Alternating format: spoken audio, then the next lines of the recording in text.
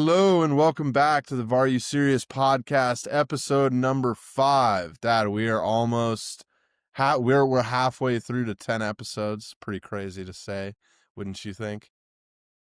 Yeah, it's exciting. Just sort of building our library, if you will, of content here, and just enjoying the opportunity to talk soccer at least once a week in this really cool environment. So Hey, yeah, let's it's all we did it anyways, so might as well be recording it, right? exactly. But no, I had to show you tonight. Nothing crazy in it, it's Thursday night and wasn't feeling a beer, but drinking some water out of my Wrexham lager glass here Ooh, is from that like genuine from Wales? from Wrexham, from my good buddy Luke from Uh Christmas a huh. couple of years ago. I think I Um, have. I think I have an old IKEA plastic glass for my water. well, hey, cheers to that. Cheers to hydrating. Cheers. We love it. But yes, cheers. Wrexham, obviously, big deal. Good buddy Luke is from out there, so him and his family got that for me. So it was a great gift. Wrexham they're struggling a bit in the championship, aren't they? Yeah, they've had a tough go of it, I think, but I think they just beat Norwich, but that might have been in the League Cup, actually. So that's a different setting. But real quickly, that actually set up Wrexham against Cardiff City Oh, in the next round of the League Cup. So a we have a Welsh matchup. Welsh derby. The Yes. most recent one we've been having, obviously, is Swansea City versus Cardiff in the championship. But this is a big one, obviously. It hasn't happened in a long time. North versus South should be pretty fun. So, anyways, I think we've gone on a tangent about glasses and Wrexham enough. It's been a crazy week in the soccer world. We had the Ballon d'Or, Champions League, Europa League, all sorts of games going on. And Dad, I think the main thing we want to get into, a little bit political here, but such an interesting topic. Just with everything going on in the world, I think we had to bring up what is going on here.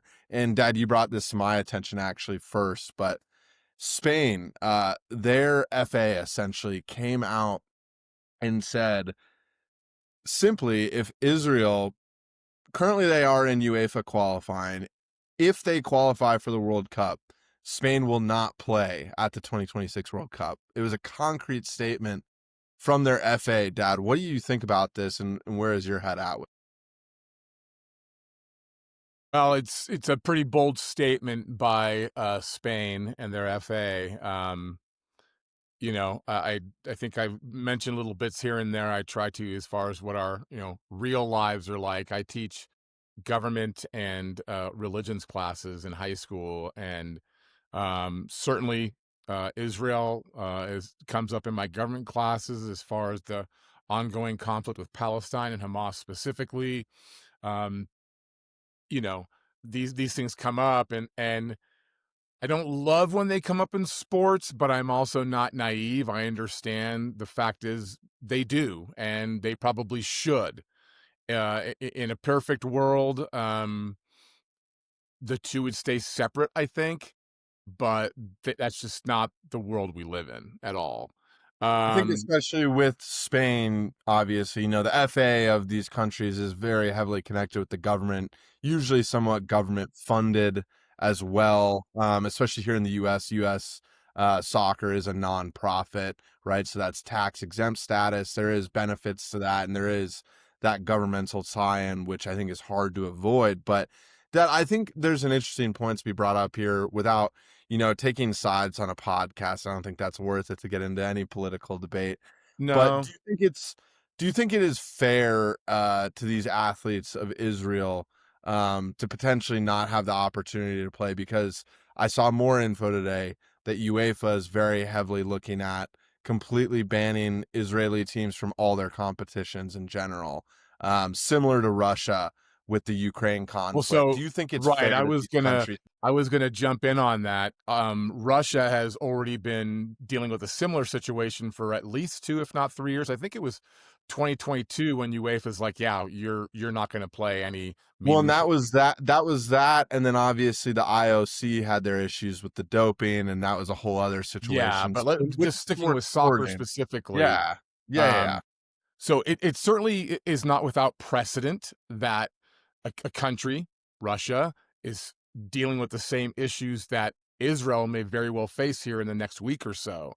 Um, I don't want to necessarily say that what Russia is doing in Ukraine is the same as what Israel and going on with Israel and Palestine, but there certainly is precedent there. I don't think in any way it would be that Israel's being picked on. Uh, uh, I, you know, well, I looked at the standings in UEFA qualifying because in my head I was uncomfortable with it. I was like, oh man, I don't want this to happen. Maybe that's me being a little silly, but like, I'm not even sure if Israel is going to qualify anyway. I I believe will they've got say more, they're tied on points with Italy for 2nd place in the group right now, which but would Italy has a be game in hand. I did check that. okay. Okay. Um, Norway is in first in that group, and so I think it's really unlikely for Israel that they'll even qualify. And I hate to be wimpy about this. I mean, I suppose Spain wants to make a point, right? Like, hey, whether they make it or not, we're going to make the decision right now. And that's a bold thing to do. But part of me is also like, oh man, the world doesn't need more complicated situations. Like, can we at least wait to see if Israel qualifies? Like, maybe that's the wimpy way to go about doing it, but they may not even qualify anyway. So, Well, yeah, and what's I your think thought about it's that? I think sport and politics is really hard to keep separated, like we said. Um, but I think the matter of the fact is too is that sometimes it's unavoidable, and I'm sure the Israeli soccer players have their political opinions, but what they're doing on the pitch is a game at the end of the day, and it's completely separate from what their government is doing and what Palestine is doing, right?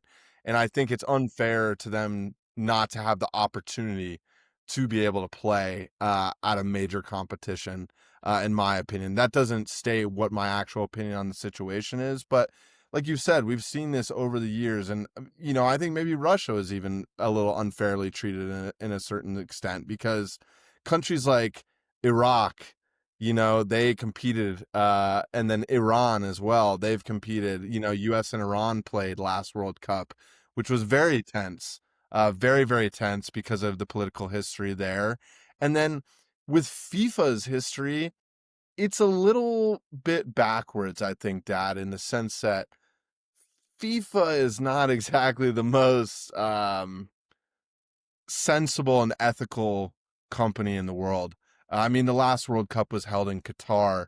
So when you just bring up points like that, it makes me think this isn't on the players, it's not on the coach. If Israel were to somehow to qualify, I think they get the opportunity to play in the World Cup because they earned the right to do that, not Yeah. because of what's happening politically, but I think they earn that right in a game on the field, right?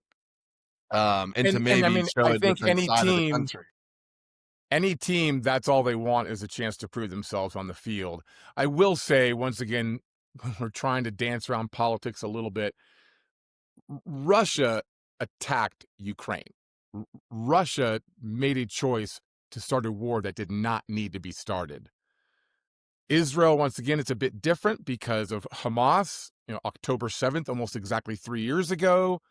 So it's, once again, it's kind of apples to oranges here a little bit. And so it makes me uncomfortable. I think is it Norway that said they were going to give all proceeds from a game to people living in the Gaza Strip? I think that kind of action I can get on board with. It's positive. You're trying to support a group. Obviously, most people living in Palestine, the Gaza Strip specifically, are just people trying to get through the day, women, children, whatever. Well, I and have no not problem with get that. killed to an extent. Well, right. So I think that kind of motion by like Norway is is good, is fair. Yes, I can see why Israel might be bothered by it, but that's just sort of like keeping on the periphery.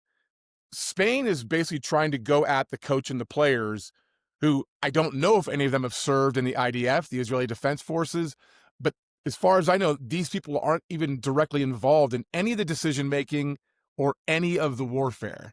And I think we could go down a bunch of different rabbit holes here because it's such an interesting topic of conversation, to kind of discuss the geopolitical landscape within sports as well.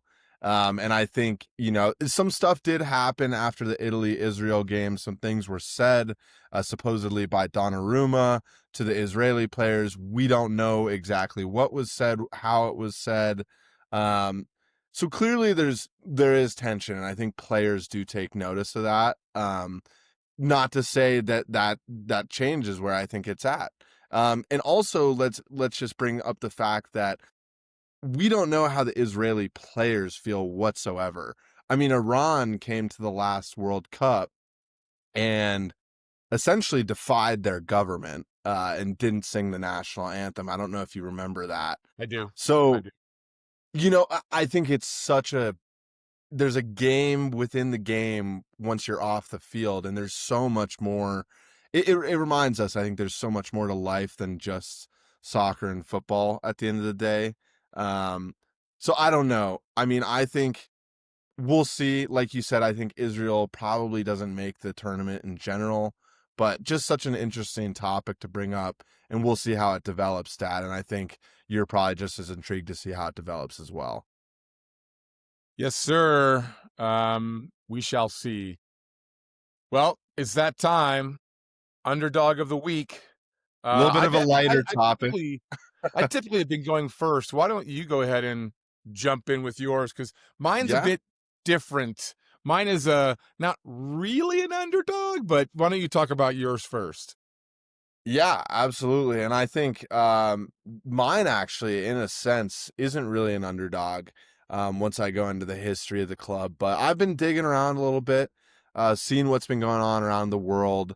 And I came across actually, they secured the tie tonight. LDU Quito, they beat Sao Paulo tonight in Copa Libertadores, which is essentially the Champions League for South America. But LDU Quito, they beat Sao Paulo 3-0 on aggregate, 2-0 in the first leg, 1-0 this today. And I think it's just such a So, cool, so two convincing wins. two convincing wins, two clean sheets, unbelievable performances from LDU Quito. Sao Paulo is a big Brazilian club, obviously.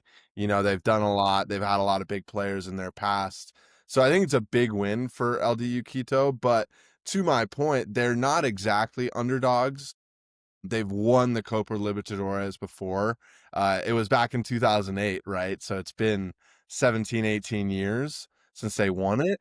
But, they have a strong presence, but I don't think they've been this close in a long time, which I thought was really cool. And I think actually my main underdog story in this stat is the goalkeeper of LDU Quito made 11 saves tonight, which is that's Tim Howard against I, Belgium, I think. it was Belgium. Same Yeah. same thing, right? Like 11 saves in one game is unbelievable. He made 4 saves in the other game, so 15 saves across the tie. I mean, shout out to the goalie. I didn't even look up his name and I should have. But unbelievable for performance, and honestly, I'm going to be rooting for Quito to win the whole thing now. I think they might be there, right? They might be there, but that's my kind of underdog of the week. And I don't know if you've been paying attention to any South American soccer, Dad, but figured I'd bring it up. I don't think I pay a whole lot of attention to Ecuadorian soccer, if I'm just being honest. Going back to that Tim Howard performance against Belgium, I think the Yes, big difference is the U.S. did not beat Belgium. U.S. did not win that game. No, no, and So that LDU was Quito got the job done. Howard's performance was all in vain, but apparently this kid, good stuff for them. So my underdog this week is probably going to get some people to chuckle a bit. Yes, I just said chuckle. Um, Bayern Munich over Chelsea. That may Okay. sound just absolutely bananas crazy. Like, how in the world can Bayern or Chelsea fall into an underdog category? Is Well, this them, is this like revenge for Chelsea beating them like 15 years ago in the Champions League I final? Is that what we're going with? maybe, Uh, maybe. Um, it's one of those things where it's a little silly that people have talked about Bayern being a bit more of an underdog this year in the Champions League. I think that's where it comes from. I think some of the Bayern players took it very personally that they absolutely should never be considered underdogs, and they don't like the fact that anybody even put that label on them. But you know, the reality is this: is that the Premier League spending versus the Bundesliga spending, that gap just appears to be growing, growing, and growing. And while Bayern has a very storied history, keeping up with other teams is going to be a problem. I don't believe that they had a particularly good summer as far as signings. And so I think that's why some people in the soccer world were referring to Bayern as more of an underdog this season. for So, sure. I mean, what's your thought? I mean, can I Bayern mean, in any way be yeah. classified as an underdog or no? I think you brought up some good points, Dad. I mean, Bayern struggled a bit in the window, missed out on Florian Wirtz. We never see them miss out on large German talents. I mean, Florian Wirtz, arguably the best German player in the world right now, has been a little bit slow start at Liverpool, but the fact that they didn't get him was quite a shock, I think, to their system too. And then you also look at Voltamande, plays for Newcastle now. They bought him for ridiculous money. I think 80 million was around the quoted figure, but Bayern also missed out on him. And their club president actually just came out recently and said, as much as they wanted these players, they weren't ever going to pay over the odds. And that's always been Bayern. They're never going to pay over what they think is right and reasonable. And I think that goes to your point, Dad, of Premier League spending versus other European league spending and around the world spending.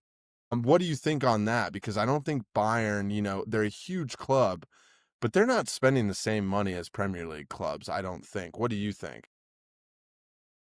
Well, if you don't mind, real quick, I just want to take up. There's this quote here Yeah, yeah, from Jonathan Tah of Bayern. He said, "A yep. lot has been spoken. Some of it was a bit disrespectful from what I've heard. We do our talking on the pitch. We did that today. We made a statement, and we should keep going that way. FC Bayern have never been and never will be underdogs. We don't need to talk a lot about that. As I said, we do our talking on the pitch." So this is one of those things where the media has clearly tried to find a different angle this year, and there may be these issues of, spending and so on, but you love to see players take care of it on the field because ultimately that's where it matters. For sure, for sure. So And I would have loved to see you actually translate that quote back into German if you could have. That would have been amazing. yeah, Uh, next time. Yeah, next time we got to have it in German because I know Jonathan Tah is a German player. I'm just kidding, but I'll have no, Google I think you're Translate help completely us out. right. Yes, yes. We got to get those new AirPods. I've heard the new AirPods like apparently translate in real time. They do. They do. So we'll see. Well, maybe we'll get Jonathan Tah on the podcast. You never know. I'm I'm sure he can't wait to be on the pod. He wants to speak his opinion, speak his mind, like you said, and I agree with you, Dad. I think athletes and football players they need to be speaking their minds, and show what they got. I mean, he was like, yeah, we went out there and we won. We don't need to say anything else. So, great underdog of the week, Dad. I think it caught me off guard, but it was awesome. Two great underdogs of the week. So, good job there. I think one thing we're not going to talk about here is we're back to big game of the week this week. So no underdogs here, really. It's Atletico Madrid versus Real Madrid. Huge match, obviously. A historic match. Um, Political divide, city divide. This is such a big game early in the season here. Atletico Madrid has been struggling a little bit. Obviously, lost late against Liverpool in their first Champions League match. have kind of had a stuttering start in La Liga. Dad, I know we've talked about Real Madrid a lot too. Um, I don't know if you have any thoughts really on this. Obviously, it's kind of Real Madrid's star team as usual. You got Yeah. Mbappe, Vinicius, all of them, Bellingham against Atletico Madrid's really rigid defensive form. I mean, do you think Simeone and Atletico Madrid can keep up this gambit really much longer? They've been doing it for so long, and it looks like the wheels are kind of falling. Yeah, man, what I wouldn't give to fly to Madrid for the weekend and check this game out in person. Um, Unreal. Would be unreal. Both stadiums fantastic, by the way. Bernabeu and then Wanda Metropolitano, I think is going to host another Champions League final here soon, but both beautiful stadiums. who's got the home game this weekend? Do we know where they're playing? Ooh, I'm going to double check real quick just to make it easy on us because I should have checked beforehand, Because but you got to figure in a game like this, in a derby like this, that home stadium advantage is going to play a factor. I mean, my initial reaction, just because, like you said, Atletico has been struggling a bit out of the gate this season, is to give the nod to Real Madrid. And if it's where is it being played? Have you figured out? no, it's at the, apologies, it's not Wanda Metropolitano anymore. It's the Riyadh Air Metropolitano, of course. Yes. So Um, yes, Atletico okay. Madrid Stadium. Okay. Well, so that's gonna even the playing field a bit. Yeah, Um, are we doing predictions, or are we just talking in general here? I mean, we can definitely do a prediction here. Just going back, I think, to kind of where the two teams are at. Real Madrid had a rough season last year by their standards. No major trophies, to my knowledge. Arsenal beat him in the Champions League. Like they stuttered a lot last year, but new manager this year, Xabi Alonso in, probably the highest touted manager in Europe, did amazing things with Leverkusen. Real Madrid is a perfect 6-0, 6-0-0 in league play so far. I believe also won their Champions League game, whereas Atletico Madrid is 2-3-1, so that's 2 wins, 3 draws, and a loss, and they're in 8th place with half the amount of points that Real Madrid have. Maybe this is where they bounce back, Dad. What do you think? Well, they certainly have every reason to do what they can to bounce back, right? Rough start. They're at home. Those bragging rights, I'm sure, are very real in the city of Madrid. I just don't think they do it. I think Real Madrid wins 2-1. I think that's a very fair score. I could see it being a late winner again, honestly. Real Madrid just have kind of that it factor you can tell this year, especially with the way they're playing. Vinicius Jr. and Mbappe understand their roles a little bit more. They aren't getting in each other's way as much. I think the team's just clicking. Xabi Alonso has them playing the right way. I think I can't go the same score as you. I think Atletico Madrid could maybe get shut out here. I'm going to go 2-0 and keep it kind of close there. It could Okay. even be a 1-0 game because I think Atletico Madrid will play their very rigid style and counterattacking style. It's what they do. It's what they've always done, at least in my lifetime. And I think it could be the same. We'll kind of see, but I'm hoping maybe it's a game we can catch a piece of this weekend. We'll see. Maybe you can catch a piece. I don't. I'd like to, I've got to be honest with you, and maybe you can fill in a little bit here. Like, I know Xavi Alonso had a lot of success at Leverkusen. Do we know why? Like, he's obviously not particularly experienced, right? He's a few seasons under his belt. What is it about him? Like, I have not watched Madrid even, or well, I should specify Real Madrid play yet this season. And Yep. so I would love to kind of see, have you read or seen like what he's doing? Like, Yeah, is he the difference this season so far? I think he is. Real Madrid definitely spent some money this summer to reworking the team, retooling that back line, which I think really has helped them. Trent Alexander-Arnold at right back is basically a midfielder at right back. His offensive output is ridiculous. Unfortunately, he's injured right now, so that's kind of faltered that plan. Um, but Dean Huijsen, who had a great year at Bournemouth last year, he came over. He is Spanish. I think that's good to bring some young blood in. And then you still got guys like Rudiger as well back there, a solid, experienced center back.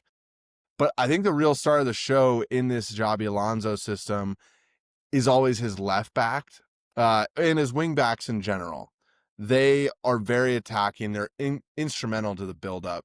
At Leverkusen, it was Frimpong, who plays for Liverpool now, and Grimaldo, who's still in Leverkusen, who's been scoring free kicks like crazy. But Dad, it's those fullbacks, and there's this guy Carreras. Have you heard of him?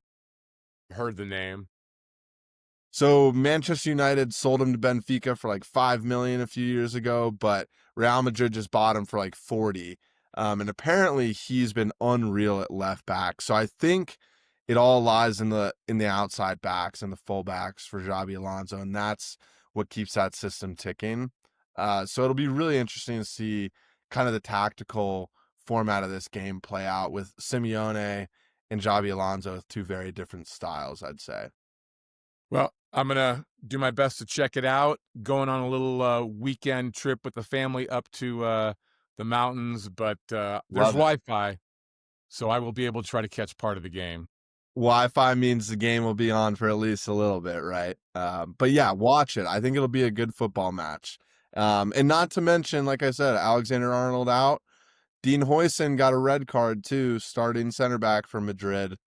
Could be kind of rough. I just remembered that. It was a controversial red card too, but we'll see. I think it's going to be an interesting game, Do Dad. you think And Real Madrid will get another PK this week?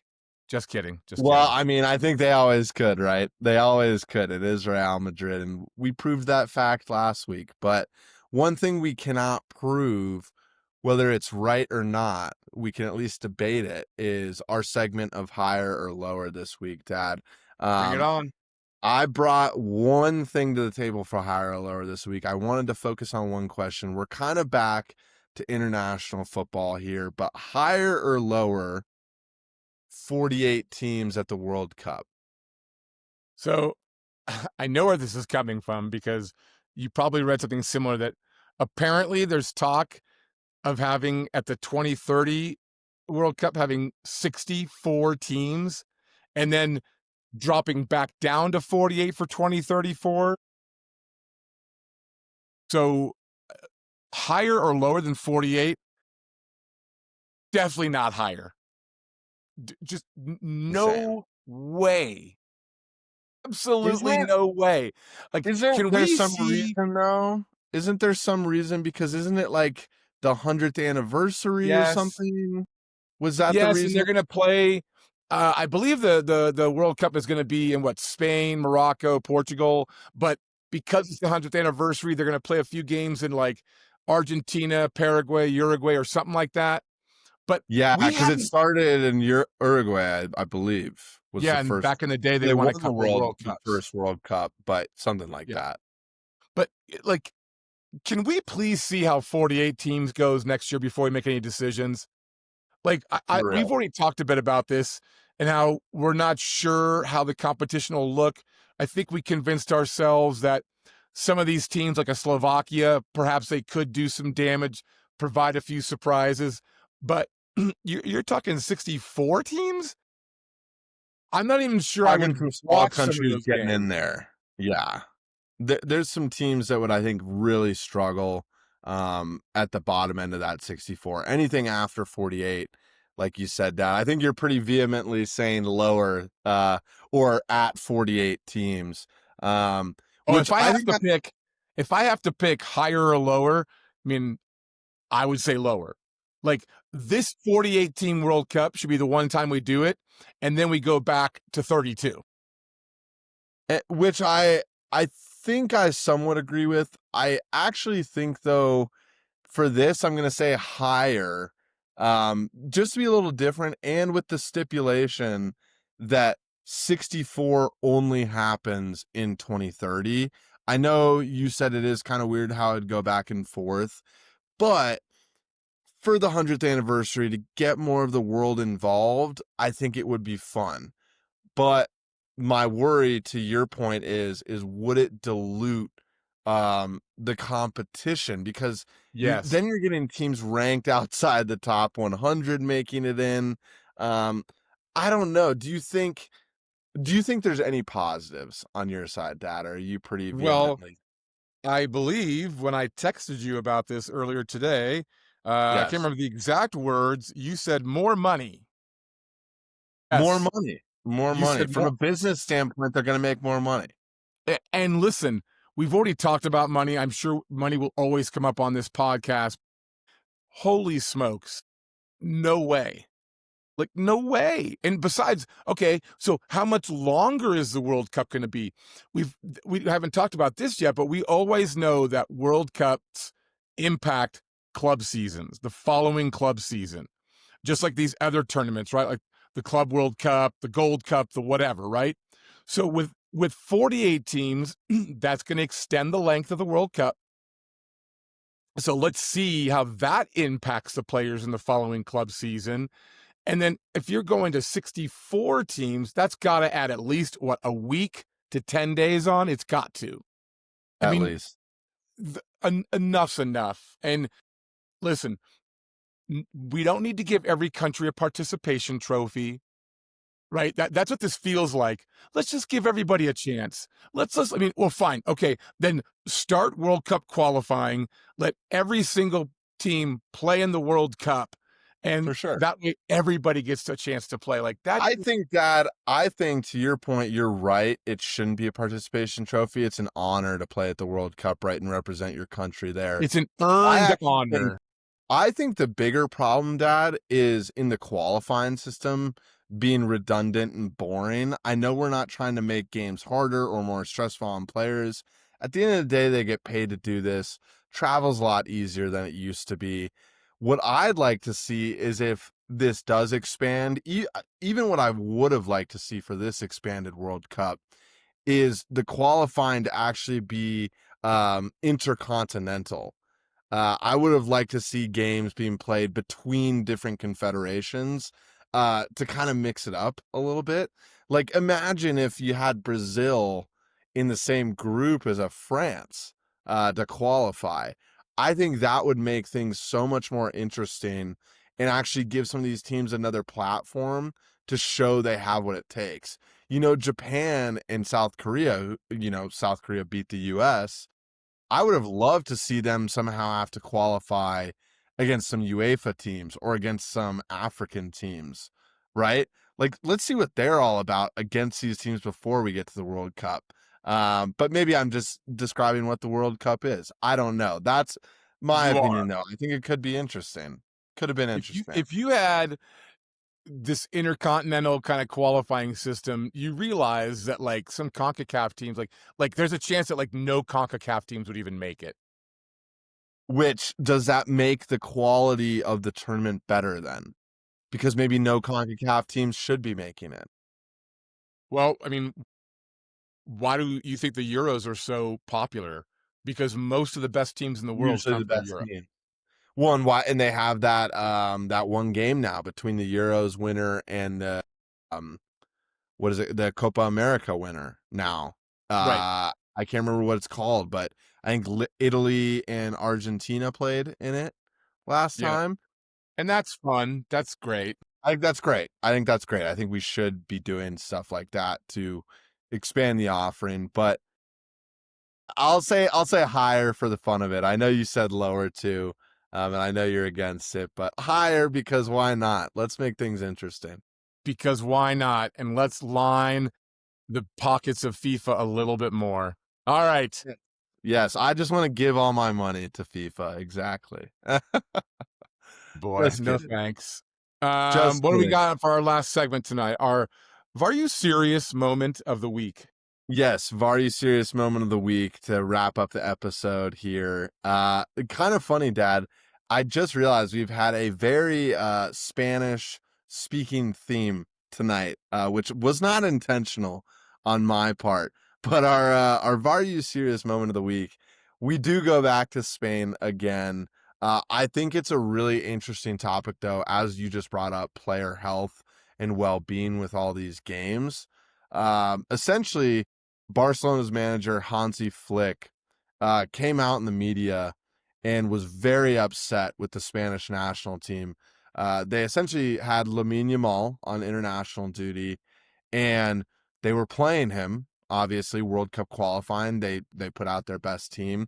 But Yamal apparently had a groin injury going on at the time, and they continued to play him without really worrying about it, it seems like. So Hansi Flick really upset. Lamine Yamal's missed a couple games now. And Spain basically came back and said, that's not our problem. We play our best players when they're with us. And nothing prior was sent over from Barcelona essentially before international break started. So, Dad, I think where we're going here is obviously we have no penalty, yellow card, red card. I'm going to make it kind of a two-pronged approach here. Uh, no penalty, yellow card or red card for Hansi Flick calling it out. And then same thing, but for Spain on allowing Yamal to play as much as he did over it. The Spanish medical staff. Yeah, sure. We'll call it. I think it's a group decision, right? I think it's the medical staff can get overrided for sure. Well, I'm sure a player like Christian Pulisic would look at this and say, well, see, like, this is why I didn't play this summer. Not It that does he give him ever, its own warrant to say that. right? Not that he would ever say that he had issues with the American, U.S. soccer medical staff, but this is kind of what happens. Listen, I think whoever has him at the time has the player, in this case, Lamine Lamal, or excuse me, Yamal. That's good. They're going. It's a mouthful. They're going to listen. The Barcelona, excuse me, this I can't speak. The Spanish national team is going to do what they need to do to win. And while I don't think anybody on the medical staff, the coaching staff, the FA, the whatever, wants anyone to get hurt. But they're not going to be like, oh yeah, gosh, we really want to make sure he's okay for Barcelona. Like, no, they want to make sure they qualify. And that's what they're going to do. I mean, I don't know enough about did Yamal really speak up? Did he kind of go with it and then it got worse?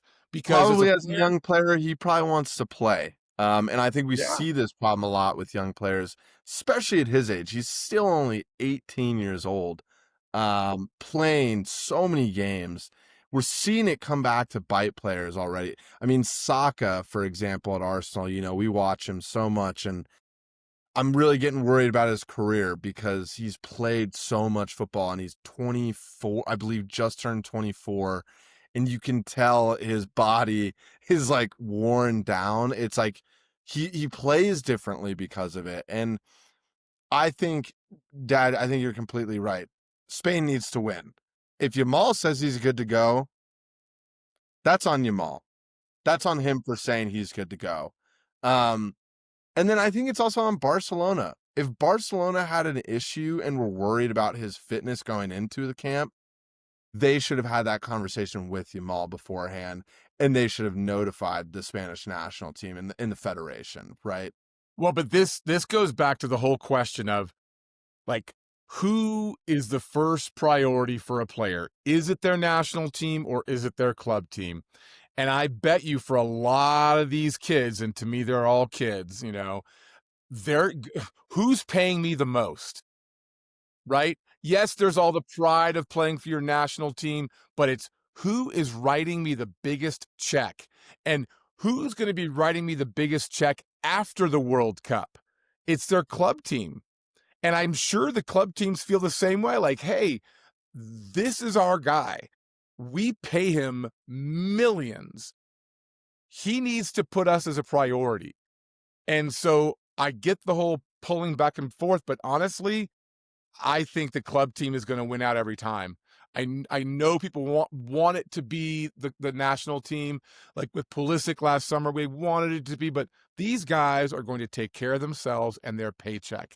It's just a fact. I think it is a fact, but I also think it depends on country.